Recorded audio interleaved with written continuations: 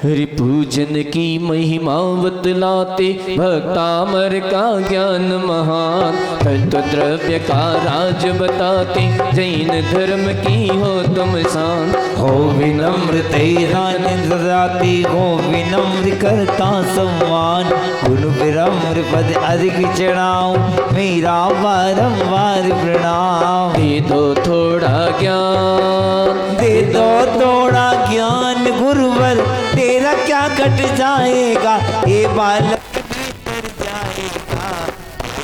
थोड़ा ज्ञान, दे दो थोड़ा ज्ञान। ओम ह्रूम परम पूजनीय उच्चारणाचार्य भगवान गुरुवर श्री विनम्र साहित्य वरेभ्यो अंदर प्राप्ति अर्घ्यंद्र पामेति। हाँ, नमोस्तु गुरुवर। और पूज्य गुरुदेव से निवेदन कर रहे हैं, हे गुरुदेव अपनी अब मंगल हमारे में आज के जो सौदरमिंद परिवार हैं वो रिमोट के द्वारा उनसे बाद में अगर सब लोग आ जाएंगे फिर कराना। अच्छा बाद में लास्ट अपनी मंगल में मधुर लास्ट वाणी में से आपको 5 मिनट दिए जाएंगे।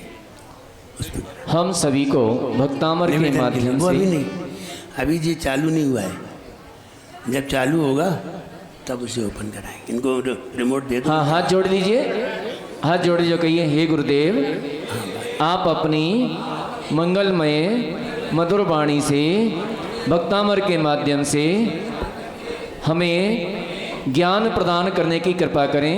नमोस्तु नमोस्तु नमोस्तु। ब्राजी अपने स्थान पर ब्राज चाहिए। सभी लोग अपना अपना किट लेके आए हैं। किनके हाथ में किताब नहीं है, जिनको कल मिला नहीं, उनको आज दे दीजिए। विवेक भैया लेके नहीं आए, तुम्हें कट मिला था कि नहीं कल? इधर ही रख गए थे, क्यों? हाँ, कल जल्दी चले गए थे। आज अपना लेके रखो। जो लोग किट लेकर के नहीं आएंगे उनको डेली 50 रुपये दंड लगेगा। तो किट के पैसे तो आ जाएंगे, वो मंदिर में पहुंच जाएंगे। इसलिए आप अपना किट लेकर के आइए। प्रमोद जी लेकर के नहीं आए? हाँ भाई, हम देख लें। सबसे पहले तुम्हें ज़्यादा दंड लगेगा। सभी लोग सतर्क मुद्रा में रीढ़ की हड्डी सीधी, बिल्कुल सीधी करके, हाथ जोड़ करके, आंखों को बंद करके, और हाथ भी नारियल की तरह होना चाहिए। ये ऐसे हाथ करते हैं तो वो व्यक्ति टेंशन में होता है, ऐसे याद करते हैं वो व्यक्ति गुस्सा में होता है, और ऐसे याद करते हैं उसका हृदय सॉफ्ट होता है। इसलिए नारियल की तरह हाथ करके हम नमोकार मंत्र का जोर से, ये वाला जो हम नमोकार मंत्र बोलते हैं, ये माइंड कंसंट्रेट मंत्र है, जिसमें ओम लगा करके बोला जाता है। वैसे बोलोगे तो माइंड कंसंट्रेट नहीं होगा। माला फेरते हो नमो हरियंतरम, कितना घूमता है मन? अभी घूम के बताना हमें, अभी घुमा के बताना जब हम बोल रहे हैं, और आप बोलना, कहीं नहीं घूमेगा मन। माइंड कंसंट्रेट मंत्र है ये। इसलिए ओम लगा करके जोर की धुनी से बोलते हैं तो मन स्थिर हो जाता है।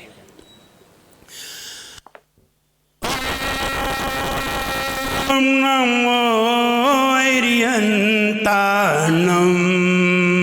ओम नमो हरिहंताणं, ओम नमो सिद्धानम, ओम नमो सिद्धाणं, ओम नमो आयर्याणम, ओम नमो आयर्याणं, ओम नमो वच्छायाणम, ओम नमो वच्छायाणं, ओम नमो लोय सौवसाहुनम, ओम नमो लोय सवसाहुणं, ओम नमो लोय सौवसाहुनम, ओम नमो लोय सवसाहुणं। आपने आपको आप में वर लिया,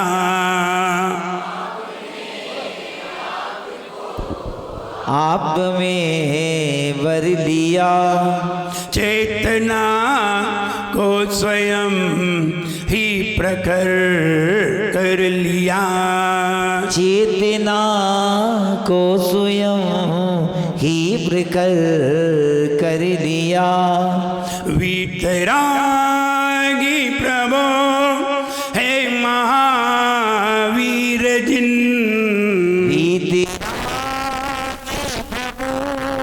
हे महावीर जिन। आदिनाथ प्रभो तुम हो तारन तरन।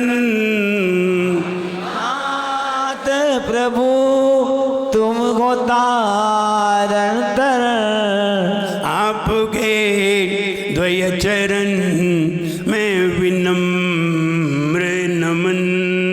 आपके द्वय चरण में विनम्र नयन नमन। त्याग के रूप तुम, धर्म के रूप तुम। त्याग के रूप तुम, धर्म के रूप तुम। ज्ञान के रूप तुम, ध्यान के रूप तुम। ज्ञान के रूप तुम, ध्यान के रूप तुम। हे विराग गुरु दो विराग किरण। हे विराग गुरु दो विराग किरण। आपके द्वय चरण में विनम्र नमन। आपके द्वय चरण में विनम्र नमन। आपके द्वय चरण में विनम्र नमन। आपके द्वय चरण में विनम्र नमन। जब एक खजाना श्री आदिनाथ भगवान की जय। एक खजाना श्री नेमिनाथ भगवान की जय। एक खजाना श्री महावीर भगवान की जय। परम पूजाचार्य श्री मानुतुंग मुनि महाराज की जय। परम पूजाचार्य गुरुवर श्री विराट सागर जी गुरुदेव की जय। हे परमसामयी जैन धर्म की जय। परम पूज्य उच्चारणाचार्य विनम्र सागर जी गुरुदेव की। जब भी जय बोला करें दोनों हाथ ऊंचे करके बोला करें। अब नहीं मिले, अब तो कल बोलना पड़ेगा। बोलिए आचार्य संघ की। हे भक्ता उमर जो गाएगा, हे भक्ता उमर जो गाएगा, भक्त वही कहलाएगा। भक्ता अमर जो गाएगा, भक्त वही कहलाएगा। हे भक्ता उमर जो गाएगा, भक्त वही कहलाएगा। भक्ता अमर जो गाएगा, भक्त वही कहलाएगा। अजर अमर पद पाएगा, अजर अमर पद पाएगा। अजर अमर पद पाएगा, अजर अमर पद पाएगा। गुण से वह भर जाएगा, गुण से वह भर जाएगा। एक दिन शिवपुर पाएगा। गुण से वह जाएगा, एक दिन शिवपुर पाएगा। भक्ति भवि को, भक्ति भवि को भव पार कराए।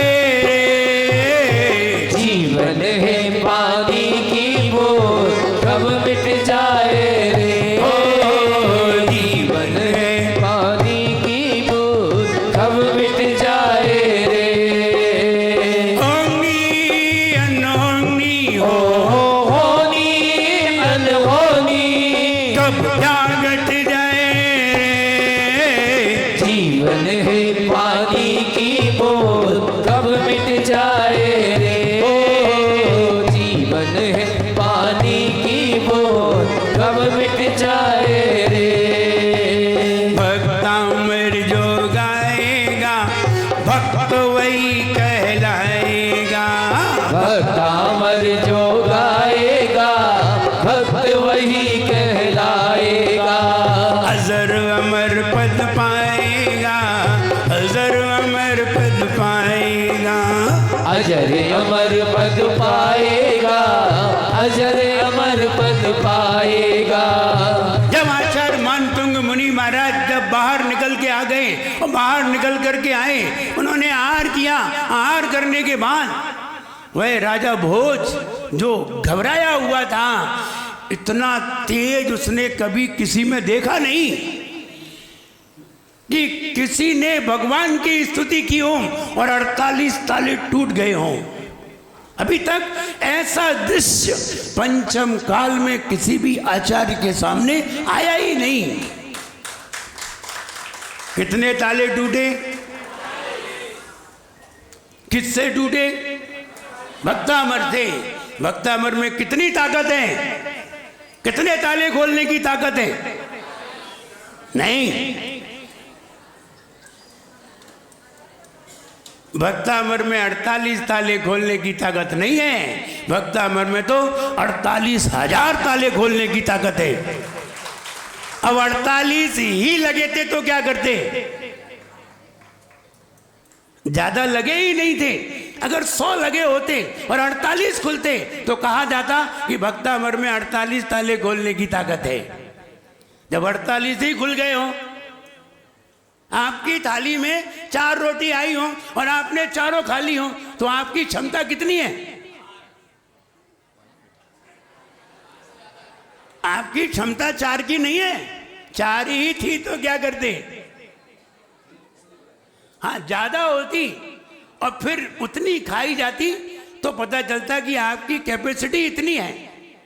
ऐसे ही आपने भक्तामर को 48 ताले खोलने की शक्ति बता दी। ये आपने भक्तामर की बहुत बेइज्जती कर दी। जितने लगे होते सारे खुल जाते, फिर 48,000 भी कम होते। पहले उतने लगे तो होते पदमचंद जी। अब जब 48 ही लगे थे तो क्या करते? इसलिए आप ये नहीं कह सकते कि भक्तामर में 48 ताले खोलने की शक्ति है। भक्तामर में तो सारे ताले खोलने की शक्ति है। जितने कर्म हैं सारे कर्म खोलने की शक्ति है। कर्म कितने हैं? 8 तो कहे जाते हैं। कर्म है अनंत। कर्म कितने हैं? अनंत हैं। अनंत कर्मों को मिटाने की शक्ति है, अनंत ताले खोलने की शक्ति है। अब 48 तुम्हारी काउंटिंग में आए हैं, इसका मतलब ये नहीं है उसकी क्षमता ये है। उसकी क्षमता तो बहुत है। आदिनाथ भगवान की स्तुति क्यों की? कोई प्रश्न कर सकता है। आचार्य मानतुंग महाराज ने क्या ताले खोलने के लिए स्तुति की थी? नहीं। अगर आप किसी दुकान का ताला खोलने के लिए भक्तामर पढ़ेंगे तो नहीं खुलेगा। क्यों नहीं खुलेगा? आपसे तो कुछ भी नहीं खुलना है। ताला आपसे नहीं खुलेगा, क्योंकि आप तो ताला तोड़ सकते हैं और आप तो चाबी से खोल सकते हैं। लेकिन मुनि महाराज हैं, ये ना चाबी रखते हैं ना ताला तोड़ते हैं। उनके ताले देवलोग खोल देते हैं, वो नहीं खोलते। ये देवों की महिमा है कि देव लोगों ने उन तालों को खोल दिया। जब हम भगवान की स्तुति करते हैं, भगवान का गुणगान करते हैं, तो देवों के आसन कंपायमान उठते हैं जो भक्त होते हैं। भक्ति भी देव कई तरह के होते हैं। जब कालिदास ने काली को सिद्ध कर लिया था, वचन सिद्धि कर ली थी, और जब वचन सिद्धि से वो सबको जीत लेता था, और जब आचार्य मानतुंग को जीतने के लिए चला और मानतुंग से बहस करने के लिए चला, तो आचार्य मानतुंग के सामने कौन टिकता? ये कालिदास जैसे 36 आ जाते तो नहीं टिक पाते। और उसने काली को सिद्ध कर लिया था, काली देवी को। लेकिन जैसे ही मानतुंग महाराज से बहस करने लगा तो एक सम्यक दृष्टि देवी आ गई, चक्रेश्वरी देवी आ गई। कहाँ मुनि महाराज की सेवा और कहाँ उन गृहस्थों की? तो गृहस्थों के पास कैसे लोग आएंगे? काले पीले। और आचार्य मानतुंग महाराज की भक्ति देख करके चक्रेश्वरी देवी आई और सम्यक दृष्टि की ताकत, मिथ्या दृष्टि से सम्यक दृष्टि की ताकत लाख गुनी ज्यादा होती है। जब वो काली देवी के सामने चक्रेश्वरी देवी आई तो काली देवी के तो आत्मा भूल गए, भागती नजर आई। और जब भागती नजर आई तब सामने वाले की बोलती बंद हो गई, जो कह रहे थे कि मैंने नाम मंजरी लिखी है, बोलती बंद हो गई। आखिरकार राजा भोज ने उस नाम माला को स्वीकार किया और आचार्य मानतुंग को देख करके वह राजा भोज अपनी गलती का प्रायश्चित करते हुए खूब दुखी हुआ और दुखी होकर के उसने आचार्य मानतुंग महाराज के चरणों में जाकर के प्रायश्चित ग्रहण करके ये प्रण किया, हे भगवान अब मैं जैन धर्म को स्वीकार करता हूं। और राजा भोज ने जैन धर्म का प्रचार किया, तब उसने स्वीकार किया। पूर्व में बड़े बड़े दिग्गज राजा हुए हैं, उन्होंने ऐसे ही जैन धर्म को स्वीकार नहीं कर लिया। तुम्हारे जैसे कि तुमने परंपरावश कर लिया कि पिताजी ने पढ़ा दिया नमोकार में तुम भी पढ़ रहे हो। उन्होंने सब कुछ परीक्षा लेकर के उसको स्वीकार किया और फिर उसका कितना प्रचार किया। राजा भोज जैन धर्म से प्रसिद्ध हुआ है। तो आचार्य मानतुंग महाराज ने आदिनाथ भगवान की स्तुति क्यों की? आप ये वाला प्रश्न करने के अधिकारी नहीं है। हम आपसे पूछे प्रमोद जी, आप सवेरे उठ के सबसे पहले कौन से भगवान का नाम लेते हैं? जल्दी बोलो। नेमीनाथ का। तो क्यों लेते हैं? और ऊपर से भगवान तुम्हें नंबर में याद नहीं है? वो नेमीनाथ भगवान हमारे मंदिर में हमारे इष्ट हैं, हम उनको रोज देखते हैं, उनके रोज दर्शन करते हैं, उनके रोज पूजन करते हैं, इसलिए वो हमारी नजरों के सामने रहा करते हैं। ऐसे ही आचार्य मानतुंग महाराज की नजर में आदिनाथ भगवान प्रमुख होंगे, इसलिए उन्होंने सबसे पहले आदिनाथ भगवान की स्तुति की। और आदिनाथ भगवान की स्तुति में वह जो स्तोत्र निकला वो बोलते गए, गाते गए और निरंतर छंद बनते गए। और बनते बनते जब बहुत सारे छंद बन गए तो उसे स्तोत्र कहते हैं। एक छंद को स्तोत्र नहीं कहते, कई छंद मिलने को स्तोत्र कहते हैं। एक मोती को माला नहीं कहते, कई मोती के मिलने को माला कहते हैं। ऐसे ही एक छंद को स्तोत्र नहीं कहते हैं, कई छंद उसमें हो तो उसे स्तोत्र कहते हैं। इसलिए इसे भक्तामर स्तोत्र कहा गया। भक्तामर नाम क्यों आया? भक्तामर नाम इसलिए आया कि पहला अक्षर उसका भक्तामर है, इसलिए उसका नाम भक्तामर आया, वरना ये आदिनाथ स्तोत्र है। आदिनाथ स्तोत्र, ऋषभदेव स्तोत्र, ऋषभनाथ स्तोत्र, ये नाम है इसके। लेकिन वो भक्तामर शब्द सबसे पहले आने के कारण उसका नाम भक्तामर पड़ गया। और आज वह इतना प्रसिद्ध है कि सारे स्तोत्र उसके पीछे हैं। कितने सारे स्तोत्र हैं, एक ही भाव स्तोत्र, कल्याण मंदिर स्तोत्र, महावीराष्टक स्तोत्र, पार्श्वनाथ स्तोत्र, बहुत सारे स्तोत्र हैं। लेकिन स्वयंभू स्तोत्र सबसे ज्यादा कौन सा स्तोत्र पढ़ा जाता है? भक्तामर स्तोत्र। जैनियों में, अन्य लोगों में भी भक्तामर स्तोत्र सबसे ज्यादा पढ़ा जाता है। जिसे सबसे ज्यादा पढ़ा जाता है उस पे ही सबसे ज्यादा श्रद्धा बन जाती है। जिसे नहीं पढ़ा जाएगा तो श्रद्धा नहीं बनेगी। इसलिए हम वो भक्तामर स्तोत्र पढ़ने जा रहे हैं। भक्तामर स्तोत्र में 4 लाइनें होती, एक छंद में 4 लाइनें होती हैं। एक छंद 4 लाइन का होता है। कोई 2 लाइन के होते हैं छंद, कोई 4 लाइन के होते हैं, कोई 8 लाइन के होते हैं। कभी कभी 2 छंद में अर्थ आता है, कभी कभी 3 छंद में अर्थ आता है, कभी कभी 4 छंद में अर्थ आता है। जब चारों नहीं पढ़ोगे तो उसका अर्थ नहीं निकलेगा।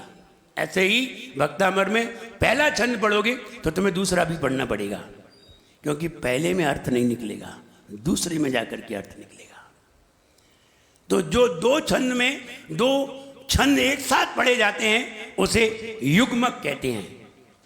युग्मक, एक साथ, युग दोनों। युग्मक, इनको ये दो एक साथ पढ़े जाएंगे, दोनों में ही दो के बाद अर्थ निकलेगा, पहले में अर्थ नहीं निकलेगा। तीन में अर्थ निकलता है, पहले दूसरे तीसरे में अर्थ निकलता है, तो उसे कहते हैं विशेषतम। उसका नाम है विशेषतम। अगर तीन एक साथ पढ़े जाएं तो विशेषतम, दो एक साथ पढ़े जाएं तो युग्मक, तीन पढ़े जाएं तो विशेषतम, चार में अर्थ निकले तो उसे कहते हैं कलापकम, कलापकम। और अगर 5 श्लोक का अर्थ लास्ट में जाकर के निकले उसे कहते हैं कुल क्रम। भक्तामर में सबसे पहले 2 छंद में, दूसरे छंद में अर्थ निकलेगा, इसलिए पहला छंद जब अपन पढ़ने चलते हैं तो एक छंद में कितनी लाइनें? 4। एक पंक्ति में 14 अक्षर होते हैं, एक पंक्ति में 14 अक्षर, तो 4 पंक्ति में कितने अक्षर? 56 अक्षर। इसलिए आप जब भक्तामर विधान करते हैं तो कितने अर्घ्य चढ़ाते हैं? 56, एक एक अक्षर से चढ़ाते हैं तो। और 48 पूरे छंद के चढ़ाते हैं। 48 स्तोत्र के हैं और छंद के 56 अलग अलग हैं। तो यहाँ आप बृहद विधान कर रहे हैं, 56 भी अर्घ्य चढ़ा रहे हैं और 48 भी चढ़ा रहे हैं, दोनों कर रहे हैं, डबल विधान कर रहे हैं। यानी आपका सिद्ध चक्र विधान जैसा भी हो जाएगा और भक्तामर विधान भी हो जाएगा, डबल विधान होंगे। तो यहाँ 14 अक्षर, एक पंक्ति में 14 अक्षर होते हैं, 21 मात्राएं होती हैं, 21। तो एक छंद में 56 अक्षर हुए और 84 मात्राएं हुई। अब 48 छंद में कितने होंगे? तो कहते हैं 2688 अक्षर होंगे और 4032 मात्राएं होंगी। 4032 मात्राएं, 2688 अक्षर। इतने अक्षर अपन रोज पढ़ लेते हैं भक्तामर में, अगर भक्तामर का पाठ करते हैं, लेकिन अपन को मालूम नहीं है, ज्ञान नहीं है। ये बसंत तिल का छंद है। कौन सा छंद? बसंत तिल का छंद। इसको बोलने के ढंग बिल्कुल अलग है, अभी हम जब लेंगे तब आपको बताएंगे। तो बसंत तिल का छंद है, इसके नाम और भी हैं। बसंत तिल का छंद के नाम और भी हैं। नंबर 1 उद्धर्षिणी, ये भी इसका नाम है। बसंत तिलका का सिनोनिम्स उद्धर्षिणी। मधुमाधवी, ये दूसरा नाम है। और तीसरा नाम है सिंघोन्मत्ता। बसंत तिलका तो है ही, इसके 4 नाम हैं। इस छंद के 4 नाम है। नंबर 1 बसंत तिलका, नंबर 2 मधुमाधवी, नंबर 3 सिंघोन्मत्ता, नंबर 4 उद्धर्षिणी। ये 4 नाम है, किसी भी नाम से पुकारा जा सकता है और आपको ये पता रहना चाहिए। पता रहेंगे तो पता चलेगा। 4032 मात्राएं। आचार्य मानतुंग महाराज श्वेतांबर थे, दिगंबर नहीं थे, श्वेतांबर थे। इनके गुरु का नाम अजित सेन था। लेकिन जब किसी को सही धर्म समझ में आता है तो वह व्यक्ति अपना धर्म चेंज करके सही धर्म को प्राप्त कर लेता है। जैसे कि कांजी, कांजी का नाम तो सुना ही होगा। हाँ, गुजरात वाले कांजी, हाँ कांजी भैया। जैसे कांजी ये श्वेतांबर थे। तो श्वेतांबर, पहले श्वेतांबर रहे भावनगर गुजरात, फिर वहाँ से उन्होंने दिगंबर धर्म को, शास्त्रों का अध्ययन किया, समयसार जी आदि का अध्ययन किया, कुंद कुंद भगवान के ग्रंथों का अध्ययन किया। तो उन्होंने अपना धर्म परिवर्तित किया और परिवर्तित करके उन्होंने दिगंबर धर्म को अपनाया। लेकिन एक गलती कर गए। वो गलती ये कर गए कि दिगंबर प्रतिमा तो मान ली, दिगंबर साधु नहीं माना। हाँ, साधु नहीं माना। वे साधु के चरणों में नहीं गए, दीक्षा लेने नहीं गए, व्रत लेने नहीं गए, शरण लेने नहीं गए, उनके सामने बैठ के अध्ययन करने नहीं गए। ये गलती कर गए। वो दिगंबर साधु को उन्होंने स्वीकार नहीं कर पाया और प्रतिमा दिगंबर बना ली, तो ना जी श्वेतांबर ही रहे ना दिगंबर ही रह पाए। दिगंबर होते तो दिगंबर साधु को स्वीकार करते तो दिगंबर कहलाते। अब प्रतिमा तो दिगंबर बना ली और भेष श्वेतांबर रहा, इसलिए वे ना इधर के रहे और ना ही इधर के रहे, दोनों ही दीन से गए। किसी ने भी उन्हें स्वीकार नहीं किया, उधर की परंपरा ने भी स्वीकार नहीं किया, इधर की परंपरा ने भी स्वीकार नहीं किया। इसलिए दिगंबर साधु के बारे में इसीलिए ऐसा वो कहते रहे। एक बार दिगंबर बनते तो पता चलता कि कैसे खड़े होकर के आहार लिया जाता है और कैसे पाटी पे, कठोर पाटी पे सोया जाता है, कैसे बैठा जाता है, तब पता चलता। लेकिन वो बने नहीं तो उन्हें अनुभव नहीं, अनुभवहीन होने के कारण केवल वक्तव्य दिगंबर साधु के देते रहे लेकिन अपनाया नहीं। इसलिए उनको किसी ने भी नहीं अपनाया। तो हम ये कहना चाहते हैं कि वो श्वेतांबर थे, श्वेतांबर होने के बाद दिगंबर में आए। इसलिए भक्तामर स्तोत्र को सारे श्वेतांबर धर्म वाले भी स्वीकार करते हैं और दिगंबर धर्म वाले भी स्वीकार करते हैं। लेकिन जब उन्होंने भक्तामर लिखा तब वो दिगंबर थे। इसलिए 48 छंद दिगंबर धर्म में स्वीकार करते हैं। लोग कहते हैं कि श्वेतांबर में 44 करते हैं, 32, 33, 34, 35 ये 4 छंद नहीं करते। तो वो हमने उन्हें देखा नहीं है, हमने उनकी कोई किताब ऐसी नहीं देखी जिसमें कि 44 हों। हमने जब भी उनकी किताबें देखी हैं उसमें 48 ही मिले हैं। लेकिन हम आपको 52 छंद से भक्तामर पढ़ाएंगे। कितने छंद से? 52 छंद से। भक्तामर में, एक भक्तामर में 200 छंद भी हैं। वो आपने देखा भी नहीं होगा, हमने देखा है। भक्तामर, कितने तरह का भक्तामर लिखा गया है। भक्तामर तो एक ही तरह का है संस्कृत में, लेकिन कवियों ने और अन्य मुनिराजों ने अन्य तरीके से भी भक्तामर लिखा है। किसी ने 52 छंद लिखे हैं, किसी ने 56 छंद लिखे हैं, और 200 छंद वाला बिल्कुल अलग है। वो बिल्कुल अलग है, वो भी छंद है। उसमें कैसे लिखे हैं? जैसे लिखा है भक्तामर प्रणत मौली मणि प्रवाणा, पहली लाइन यही है, 3 लाइन दूसरी है। फिर दूसरी लाइन मुद्योतकम दलित पाप तमो वितानम, पहली लाइन वही है, फिर 3 लाइन दूसरी है। इसलिए 56 के 200 बना दिए उन्होंने। तो 200 वर्ग वाला भी भक्तामर हमने देखा है। लेकिन कवियों ने इस पर बहुत पद्यानुवाद किए हैं, बहुत लिखा है। तो कवियों ने 153 कवियों ने इस पर लिखा है। भक्तामर को अलग अलग तरीके से 153 कवियों ने, जिसमें 12 तरह का हमने भी लिखा है। 12 तरह का भक्तामर हमने भी लिखा है। हम जब तुम्हें गा के बताएंगे तब आप भी सुनेंगे। कभी सवैया छंद में सुनेंगे, कभी दूसरे छंद में, कभी दूसरे छंद में, वो भी सुनाएंगे। गुणों की खान भक्तामर, हृदय की जान भक्तामर, ये तर्ज भी है। इस तर्ज पर बहुत सारी तर्ज हैं। चौपाई है, छंद है, गीत है, सवैया छंद है, कई छंदों पे हमने लिखे हैं। आपको वो भी धीरे धीरे सुनाई जाएंगे। तो लगभग 153 तरीके से भक्तामर लिखा जा चुका है एक भक्तामर के ऊपर। इसका मतलब है भक्तामर बहुत प्रसिद्ध है। एक अंग्रेजी में भी लिखा है भक्तामर, वो भी कभी सुनाएंगे आप। तो अंग्रेजी में भी जैसे जैसे जीवन है पानी की बूंद, ऐसे ही अंग्रेजी में भी है।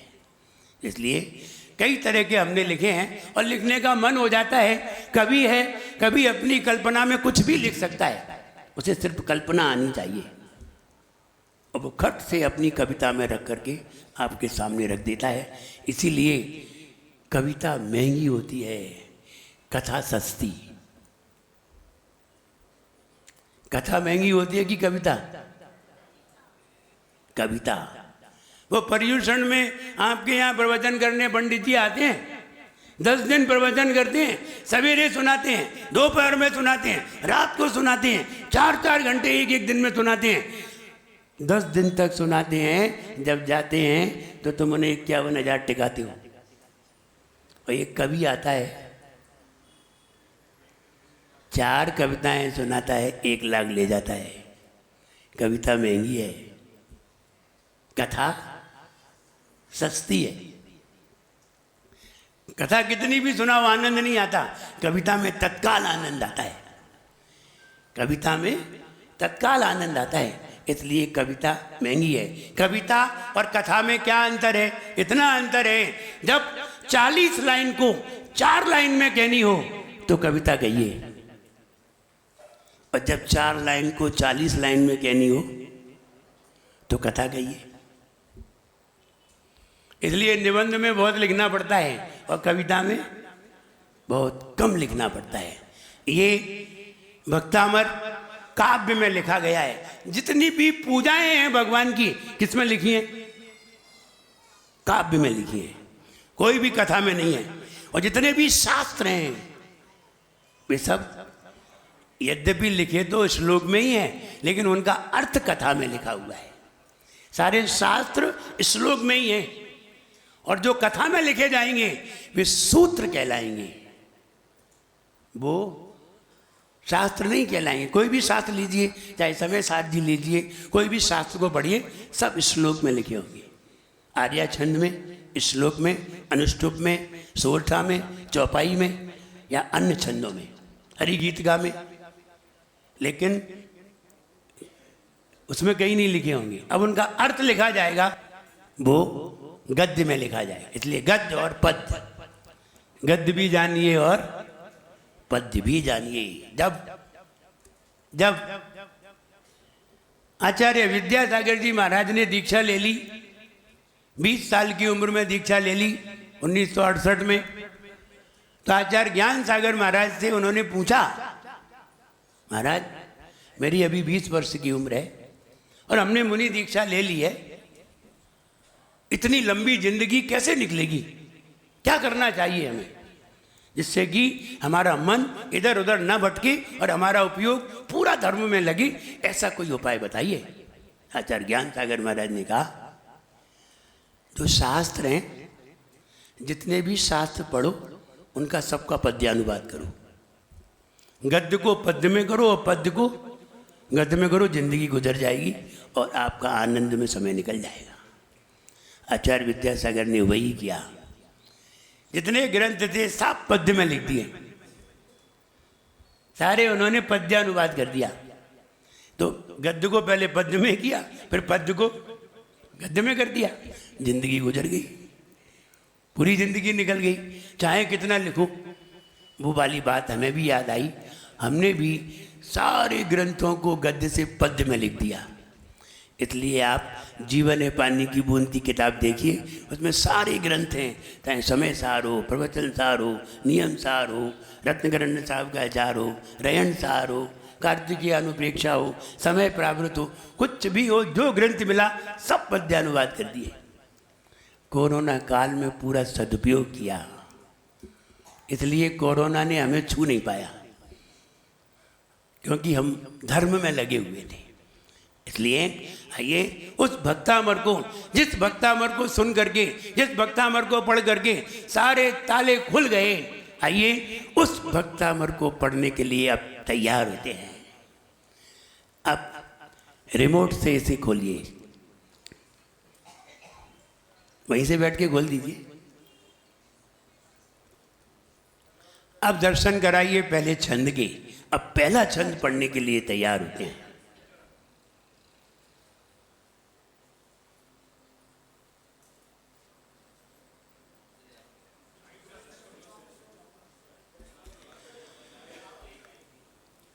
पहले छंद में ये चित्र मात्र इसलिए है, जैसे ही आप चित्र को देखेंगे तो भक्तामर पे पहले छंद में क्या कहा जा रहा है, ये तुम्हें आधा तो चित्र से ही समझ में आ जाएगा।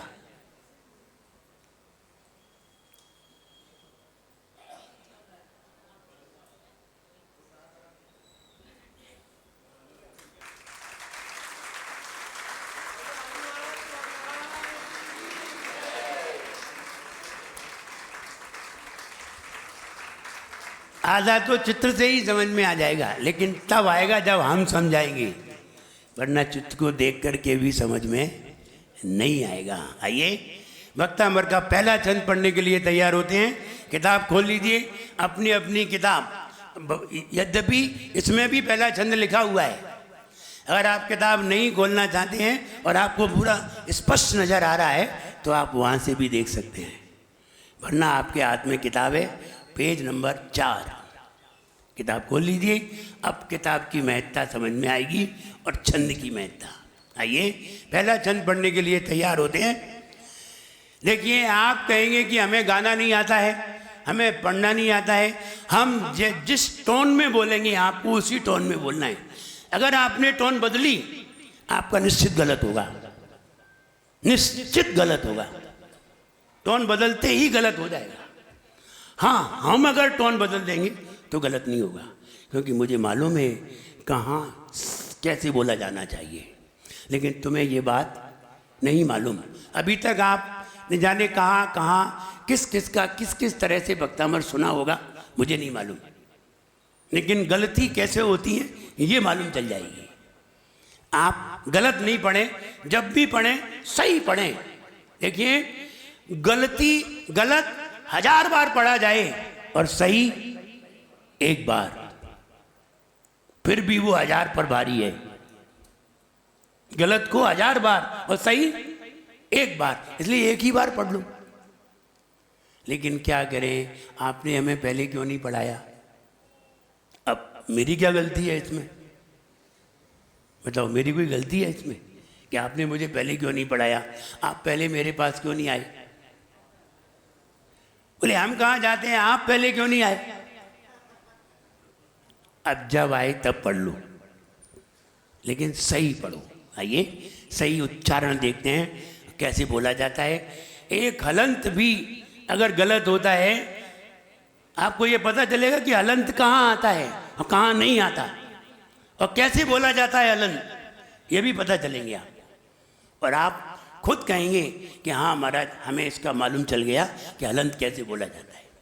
ये चीज़ें बहुत दुर्लभ है, और आप उन दुर्लभ चीज़ों को एडॉप्ट करिए। एडॉप्ट करोगे तो निश्चित है आगे भी तुम्हारे वह बाहर आ सकती हैं और आप उन्हें समझ सकते हैं। और एडॉप्ट नहीं किया, एक्सेप्ट कर लिया, तो फिर हो सकता है आप भूल जाए। एडॉप्ट करना सीखिए। आइए, भक्तामर प्रणत मौली मणि प्रभाना,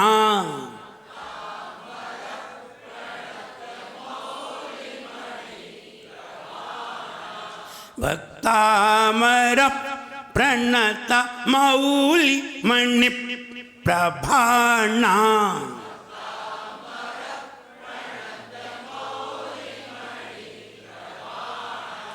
भक्तामर प्रणत मौली मणि प्रभाना।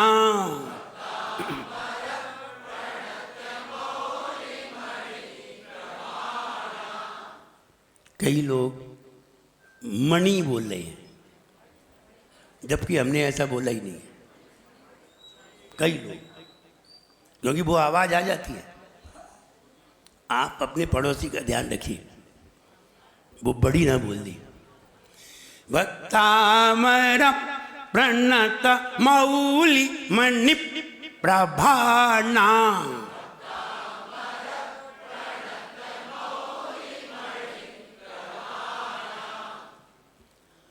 अब विचार करिए, आपने ऐसे बोला है भक्तामर,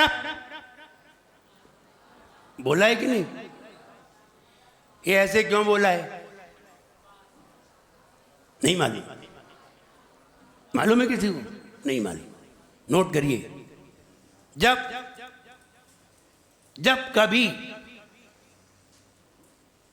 छोटा आ, छोटी ई, छोटा ऊ, छोटी री, छोटी लरी, ये 5 स्वर अ, ई, उ, री, री, ये 5 स्वर पहले आए।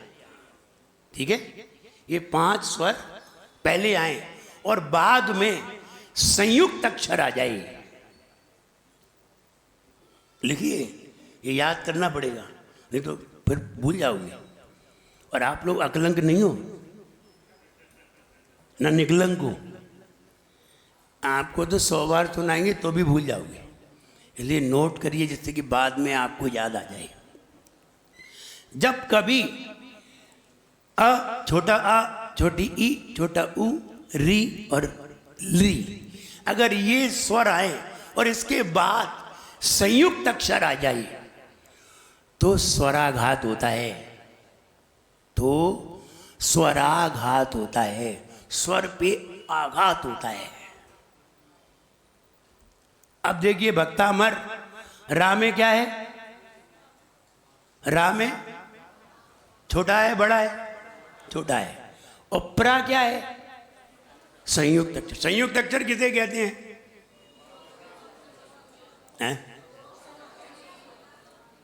संयुक्त अक्षर कंबाइंड वर्ड किसे कहते हैं? दो व्यंजन प्लस एक स्वर, दो व्यंजन प्लस एक स्वर बराबर संयुक्त अक्षर। देखिए, प्र, पी आर ए, तो पी व्यंजन है, आर व्यंजन है और ए स्वर है। प आधा प आधा रा और आ, तो ये दो क्या मिले?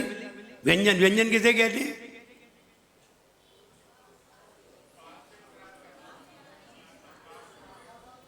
व्यंजन किसे कहते हैं? खा खा गा। व्यंजन किसे कहते हैं? हम ये थोड़ी पूछ रहे हैं कि व्यंजन क्या क्या होते हैं। हम क्या पूछ रहे हैं? What is called consonant. व्यंजन किसे कहते हैं? स्वर किसे कहते हैं? कंठ से ही व्यंजन बोले जाते हैं। जो कंठ से बोले जाएं वो स्वर है, ऐसा नहीं है, ये गलत परिभाषा है। What is called vowel, what is called consonant, ये थोड़ी हुआ व्यंजन की स्वर की परिभाषा। ये स्वर की परिभाषा नहीं है, डेफिनेशन पूछ रहा हूं मैं। व्यंजन की परिभाषा, व्यंजन किसे कहते हैं?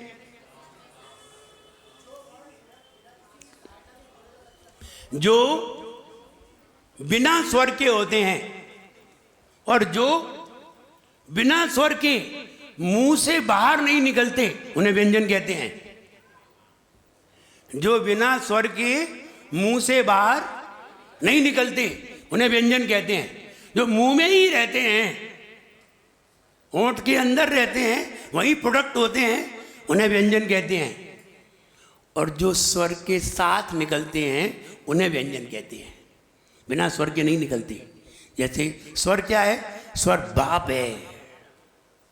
और व्यंजन 1 साल का बेटा। 1 साल का बेटा अकेला बाजार नहीं आ सकता, पिता की गोदी में ही आएगा। अगर पिता नहीं हो तो 1 साल का बच्चा, 2 साल का बच्चा बाजार नहीं जा सकता है। तो व्यंजन बच्चे हैं और स्वर पिताजी हैं उनके, वो लेके निकलेंगे। वो नहीं मिले तो वो आ ही नहीं सकते। जैसे देखिए, हम बता रहे हैं आपको, आप बोले पप्पू, बोलिए। अब देखिए, बीच में आधा पा है, उसमें स्वर नहीं है। अब पू हटा दीजिए, अब बोलिए बंद। अब वो निकलेगा नहीं बाहर, वो बाहर ही नहीं निकलेगा। बोले स्वर लाओ, अब पू स्वर है, ऊ स्वर है, बोलो, ऊ लगा के बोलो। अब निकल आया बाहर। तो व्यंजन वो है बिना स्वर के कभी बाहर नहीं निकलते। बोलो कक्का। अब का हटा दीजिए पीछे का, जो अटक गया यहीं, अब नहीं निकलेगा। अरे समझ में?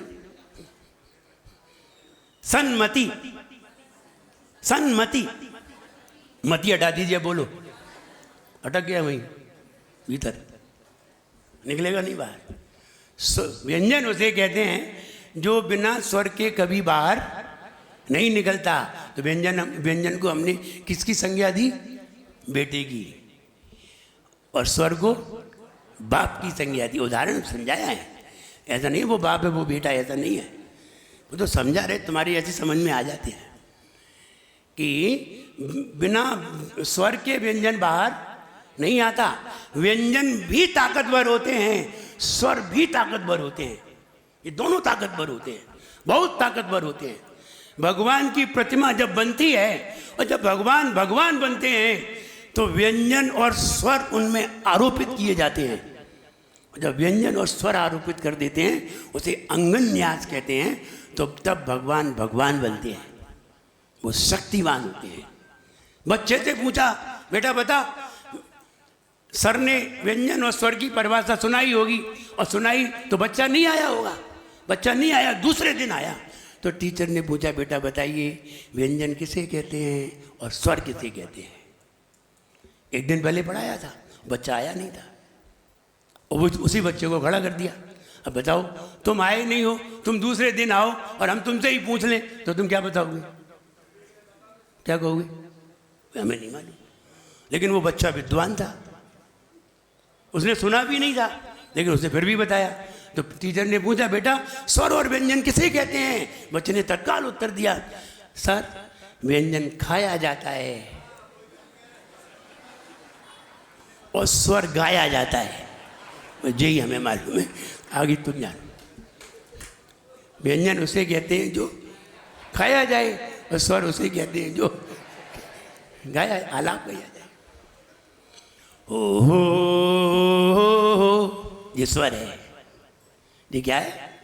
स्वर है। तो स्वर उसे कहते हैं जो गाया जाए, व्यंजन उसे कहते हैं जो। बच्चे हैं, अपने अपने तरीके से अपने अपने उत्तर देते हैं। हम ये कहना चाहते हैं स्वर और व्यंजन। अब आपने जाना आ आया है, भक्तामर में क्या आया, रा में क्या है? अ। छोटा है बड़ा है? छोटा है। परा क्या है? संयुक्त अक्षर है, घात होगा। घात से मतलब भक्तामर, ब्रेक लगा। ब्रेक नहीं लगाया तो क्या होगा? देखिए, मणि, मणि पे छोटी की मात्रा है और प्रा फिर संयुक्त अक्षर है। तो फिर ब्रेक लगाना पड़ेगा, दो जगह ब्रेक लगाना पड़ेगा, और नहीं लगाया सही गलत हो जाएगा। भक्तामर प्रणत मौली मणि प्रभाना।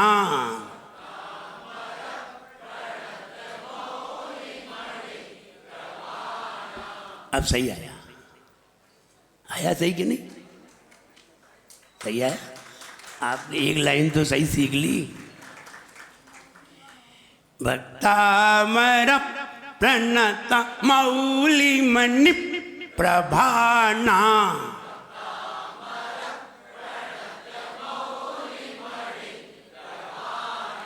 अब एक चीज और सुधार करिए, आपके पास किताब तो है। जहां जहां हमें कमी महसूस होगी हम वहां अंडरलाइन करवा देंगे। इससे यहां तुम्हें बहुत ध्यान देना है। मौली बोलते हैं, कई लोग मौली बोलते हैं। मौली, ये ओंठ देखिए, मौली। हाँ, ओंठ घूमना चाहिए, नीचे वाला ओंठ राइट हैंड घूमना चाहिए। मौली, और घूमा नहीं तो मौली हो जाएगी। अब इसे कैसे पढ़ा जाएगा वो जरा लिख लीजिए, पेन आपके हाथ में है। मौली कैसे लिखा जाता है? माँ बनाइए, माँ बनाइए, बड़ा ऊ लगाइए, बड़ा ऊ लिखिए। माँ बड़ा ऊ और लापे छोटी की मात्रा। अब पढ़िए, पढ़ो। मऊली, सही आ गया। अब अपने आप से ये भाषा कुरान शरीफ की है। कुरान शरीफ में औ नहीं लगाया जाता।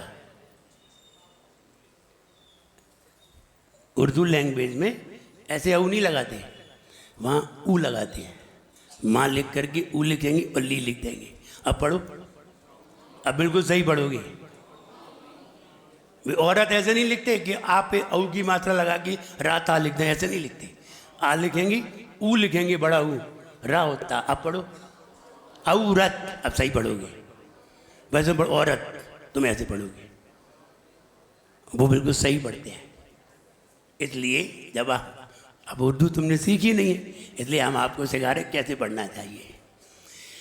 भक्ता मेरा प्रणत मौली मणि प्रभाना,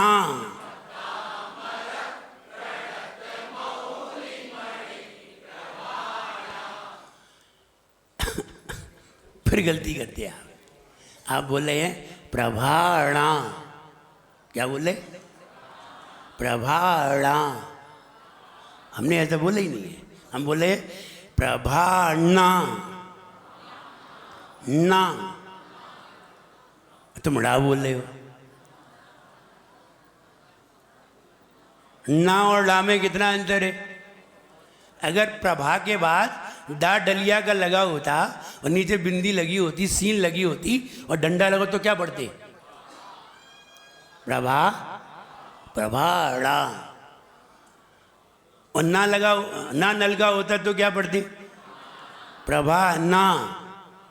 अब नमोकार वाला ना है, अब क्या पढ़ोगे? कुछ अंतर आ रहा है? अब पढ़ेंगे प्रभा ना। ना बोलने में और ना में क्या अंतर है? देखिए, समझ लीजिए, आप बहुत अच्छी बातें हैं ये। जब आप ना बोलते हैं, नल वाला ना बोलते हैं, तो हमारी ये जीभ है ना, ये जीभ तालू पर चिपकती है यूं। बोलिए टन। जीभ कैसी है? ऐसी चिपकी है ना। आपने क्या बोला? टन, सन। जीभ कैसी है? ऐसी है ना। अब देखिए, आप बोलिए कट। अब जीभ ऐसी नहीं है, जीभ ऐसी है। आ रही समझ में?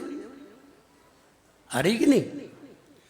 तो जब ना बोला जाएगा तब जीभ ऐसी होगी, और नल वाला बोला जाएगा तब ऐसी होगी। टा ठा बोलो, टा टा ठा डा ढा बोलो, टा ठा डा ढा ना। अब जीभ कैसी थी ना में? यूं थी, ऐसी थी। फिर बोलो, ऐसी थी। अब बोलो ता था दा धा ना, अब ऐसी है। आ रही समझ में? आई समझ में कि नहीं? तुमने जो पहले पढ़ी होगी ना, ये बातें तो पहले पढ़ी होगी तुमने कॉलेज में। नहीं पढ़ी ना?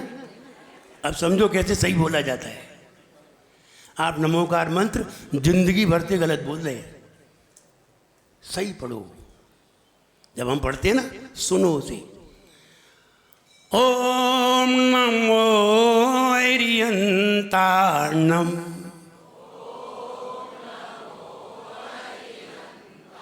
नम। आवाज देखिए, झन्ना हटाएगी मुंह में, जीभ झन्ना जाएगी। और तुम बोलते ओम नमो अरियंताणम, तुम ऐसे बोलते। अब बताओ, फिर कहते हैं महाराज कुछ नहीं होता नमोकार मंत्र से, कुछ नहीं होगा। सही पढ़ना सीखो, शुद्ध पढ़ना सीखो। हमने बताया 1000 बार का गलत और 1 बार का सही। बस एक ही बार भक्तामृत पढ़ना, उसी में काम हो जाना है। इसलिए फिर पढ़िए। आपको दूसरी लाइन, आगे दूसरी लाइन बतानी है। मुद्योतकम दलित पाप तमो वितानम,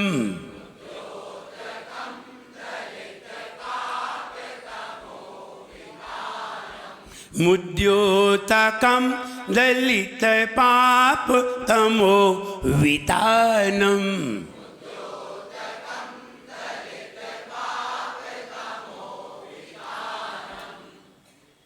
मुद्योतकम, लोग बोलते हैं मुद्योतिकम, तिकम नहीं है, तकम। मुद्योतकम दलित पाप तमो वितानम।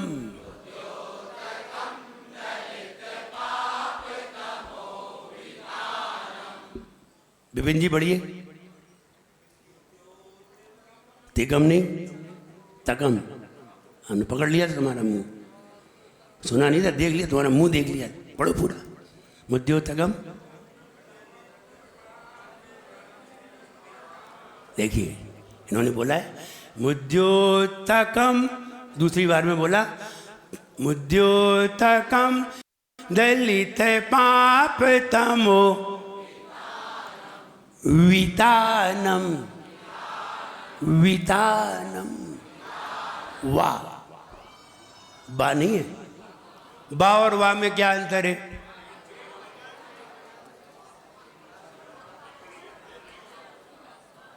बा और वाह में अंतर बताएं, बहुत सरल समझ में आएगा। कहें कहें मिले नहीं, सुनो, कहें कहें मिले नहीं। आपसे कहते हैं इनसे गले मिल लो, नहीं मिलते। ऐसे कहें कहें मिले नहीं, बिन कहें मिल जाएं। कौन होते हैं? ओंठ। कहें कहें मिले ही नहीं, कहाँ मिले? कहो कहें कहें, कहो मिले नहीं, कहो बिन, मिल गए।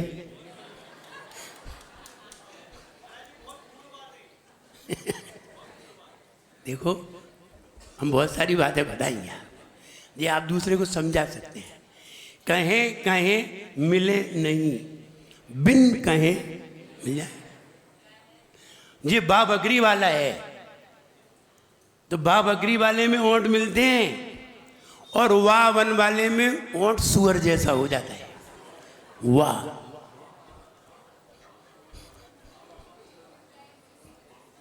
ओंठ गोल हो जाते हैं। ओंठ कैसे हो जाते हैं? गोल। तो गोल ओंठ करना है, मिलाना नहीं है ओंठ। वितानम, बितानम नहीं। इन्होंने बितानम बोला था विपिन ने, हमने फौरन देख लिए उनके ओंठ, इसलिए वो पकड़ जाएंगे फौरन। इसलिए बहुत ध्यान से बोलिए, हम जो बोल रहे हैं ध्यान से सुनिए उसे। मुद्योतकम दलित पाप तमो वितानम।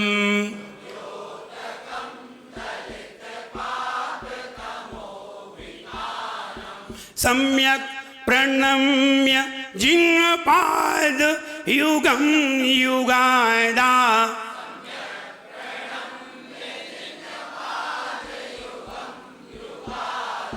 सम्यक प्रणम्य जिह्वापाद युगम युगादा।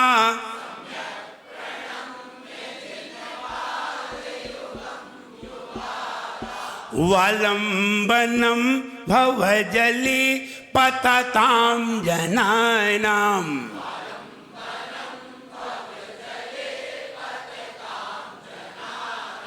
वालंबनम भवजली पततां जनानां।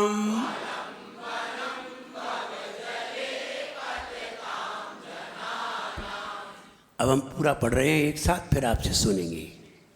समझिए, पहले छंद में ही आपकी गलतियां आई होंगी, पहले ही छंद में आई होंगी, लेकिन आपका शुद्ध हो गया है। इससे बढ़िया क्या हो सकता है? एक छंद भी शुद्ध हो जाता है, वो भी कार्यकारी है। पहले छंद में ही बहुत सारे फल निकल करके आ जाएंगे। इसलिए आप शुद्धि से सुनिए। आप भक्तामर प्रणत मौली मणि प्रभाना।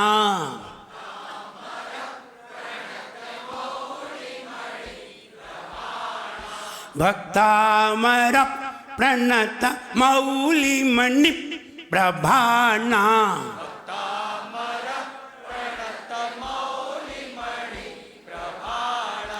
मुद्योतकं दलित पाप तमो विधानम।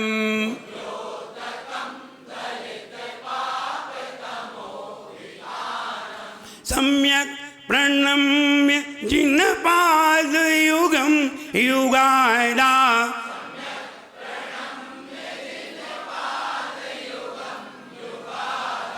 वलंबनम भवजली पतताम जनानाम।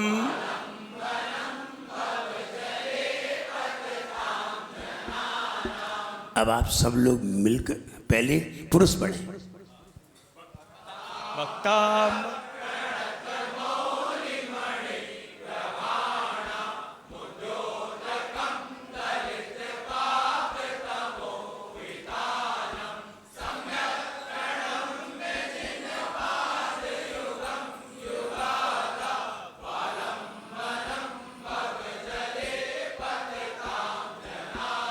बहुत बढ़िया, पुरुषों का बिल्कुल सही आया है। महिलाएं, अरे तुमने अपने भी ताली बजा ली। महिलाएं बजाती। हाँ, महिलाएं सुनाइए।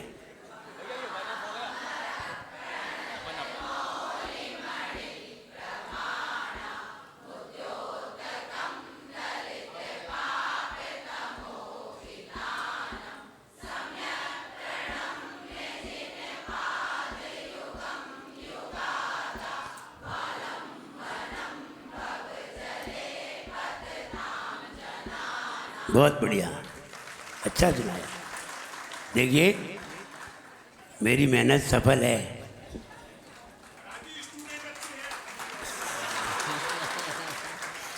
टीचर अच्छा नहीं है। हाँ, स्टूडेंट बढ़िया हैं, ब्रिलियंट हैं, जो जल्दी समझ गए। आपने पहला छंद अच्छी तरह सीखा है।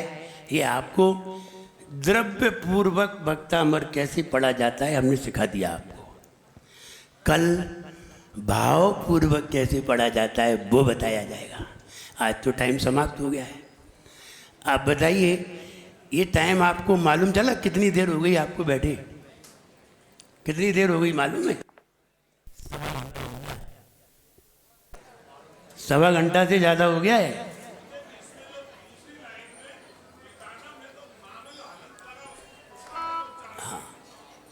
वो तो बंद हो गया।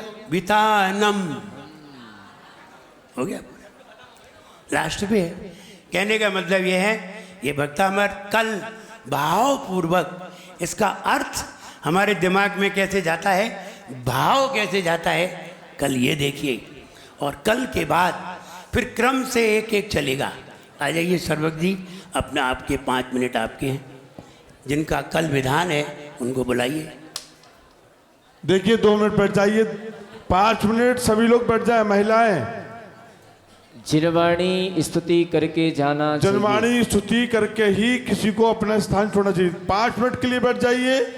देखो अभी 10 नहीं बजे, हम 10 मिनट कम है अभी 10 मिनट कम है पूरे। हाँ। अच्छा, एक बात तो बताओ, हमारे आचार्य भगवान को, ये तो मानो आप कि नहीं मानो, उनको निश्चित ही भक्तामर की रिद्धि सिद्ध है। क्योंकि जो इतने बार और इतने कब जिसने लिखे हों, पूरे देश में ऐसा साधु जो हम लोगों को यहाँ पर देने आए हैं।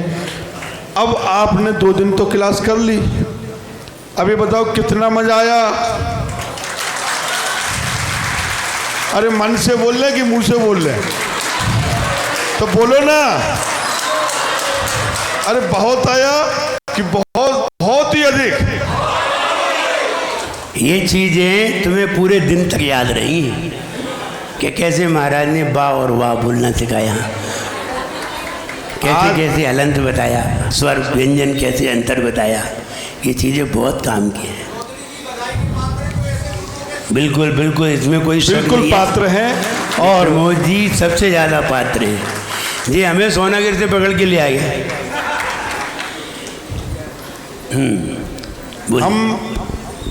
आपकी महानता है गुरुजी, हम सबसे सौंपे। हाँ, हम बिल्कुल। सब की तरफ से आपके चरणों में कोट से वंदन करते बिल्कुल हैं। बिल्कुल। हमारे जो- प्रमोद जी में विनम्रता खूब है। हम जो अज्ञानता पूर्वक या हम किसी भी कारण से कहें कि हम जो गलत उच्चारण से, हमारी श्रद्धा तो थी लेकिन उच्चारण सही नहीं था। हम जानते थे कि यही सही है, लेकिन आचार्य भगवान ने इतनी साधना करके 12 भाषाओं में जो भक्तामर का ज्ञान अर्जन किया, और हजारों जगह ऐसे सैकड़ों जगह सैकड़ों कैंप लगाए, उसकी ही रिद्धि और सिद्धि अपने आप हो जाती है। हजारों जो मालाएं पीड़ते हैं, उनके निकले हुए वचन, उनके मुख से जो वचन निकलते हैं, वो हम लोगों को वो सिद्ध तो होते ही हैं, और हम लोगों को भी आत्मा के कल्याण के लिए, प्रशस्त करने के लिए सिद्ध हो जाते हैं। मैं चातुर्मास कलश स्थापना के दिन हमारे आदरणीय पंडित जी राजेश जी राज ने जो चातुर्मास कलश स्थापना कराया था, मैं चाहता हूँ आज वो हमारे बीच विराजमान है। उस दिन सम्मान नहीं हो पाया था, कल मैं जल्दी चला गया था। आज मैं उनके सम्मान के लिए हमारे नंदीश्वर दीप जिनालय ट्रस्ट के अध्यक्ष आदरणीय श्री प्रमोद जी चौधरी, संयोजक हमारे जो भक्तामर शिविर के विपिन जी सिंगई, आर के जैन साहब और पदम जैन घर घर, ये सभी लोग आ जाएं। आज के पुण्यार्चक में अशोक जैन आर एस, वो हमारे पंडित जी राजेश जी राज का तिलक माला पहना करके, दुपट्टा उड़ा करके, साल उड़ा करके उनका सम्मान करें।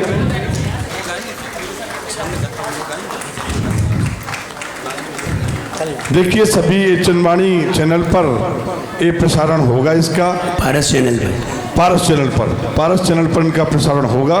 और पूरा सुनना है तो शंकर भैया से बात करूं। पारस चैनल पे आधा अधूरा होगा, पूरा ऊपर से लेके नीचे तक ये युवा पंडित जी हैं शंकर भैया, लेकिन बहुत ही सहज और सहल हैं। हमने जब भी इनको याद किया, ये आते पूरे भोपाल में बड़े ही मनोयोग से धर्म पर और शिक्षा आगे देते हैं। मैं इनका कोष्ठ वंदन अभिनंदन करता हूँ। देखिए कल के विधान के सौदर मित्र एक मिनट, कृपया हाँ। करके यहाँ जाएं। हाँ, उन्हें बुला लीजिए। श्री नरेंद्र जी शोभा जी बजाज, आपसे ये कहना है, आप जो भी चीज़ यहाँ आप एडॉप्ट करते हैं, आपको पता चलती है, आप उस चीज़ को 4, 6, 10 लोगों को बताइए, उनसे पूछिए। वो जब वो नहीं बता पाएंगे फिर आप बताइए, तो उन्हें भी अच्छा लगेगा। कल को वो भी आना प्रारंभ करेंगे, उसका फल तुम्हें मिलेगा। इसलिए चाहे व्हाट्सएप के द्वारा, किसी के द्वारा, मोबाइल के द्वारा बताइए उन्हें। हमारे बीच कल के जो सौदरमिंद जिनकी ओर से कल का विधान है, वो हमारे बीच पधार चुके हैं। मैं चाहता हूं कि वो एक श्रीफल लेकर के पुनः आचार्य भगवान को नमोस्तु करें कि हे भगवान, आपके सानिध्य में कल का प्रोग्राम हो। जिन लोगों ने भक्तामर के नाम की डेट नहीं बताई है, मैं आज उनको फिल कर दूंगा, फिर मैं कल के बाद चेंज नहीं करूंगा, चाहे कोई भी बोले। जल्दी बोल पाओ। हमें आप डेट